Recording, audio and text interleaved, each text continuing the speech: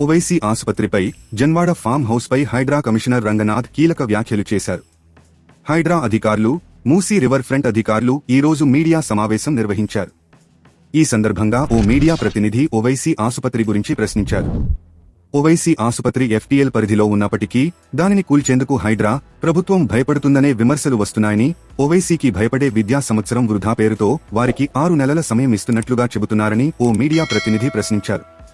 కానీ మీరు కూల్చివేతలు చేసిన చోట పేదలు, చిన్న చిన్న కుటుంబాలు ఉన్నారని, వారిని మాత్రం పట్టించుకోలేదని అడిగారు.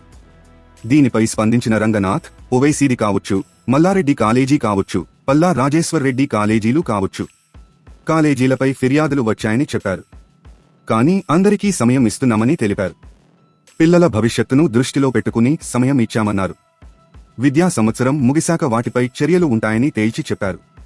హైడ్రాను, ప్రభుత్వాన్ని ఓవైసీ ఛాలెంజ్ చేస్తున్నారు కదా అని సదరు మీడియా ప్రతినిధి తిరిగి ప్రశ్నించారు. అలాంటి వాటిపై నో కామెంట్ అని రంగనాథ్ అన్నారు. తమ ప్రథమ టార్గెట్ పెద్దవాళ్లేనని స్పష్టం చేశారు. విల్లాస్లలో ఉన్నది చిన్నవాళ్లే కావచ్చు, కానీ వాటి వెనుక పెద్దవాళ్లు ఉన్నారని తెలిపారు.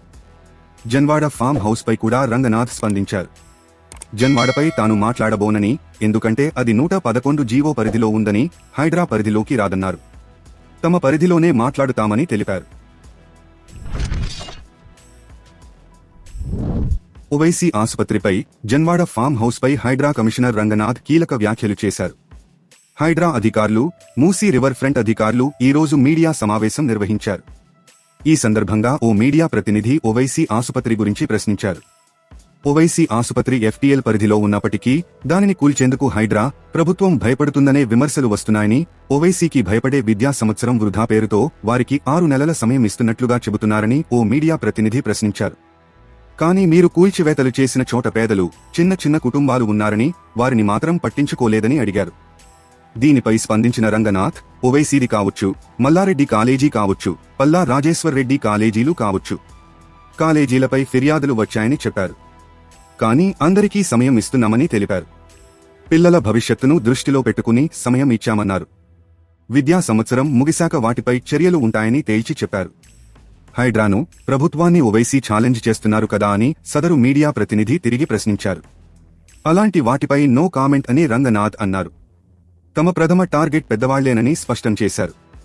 విల్లాస్లలో ఉన్నది చిన్నవాళ్లే కావచ్చు, కానీ వాటి వెనుక పెద్దవాళ్లు ఉన్నారని తెలిపారు.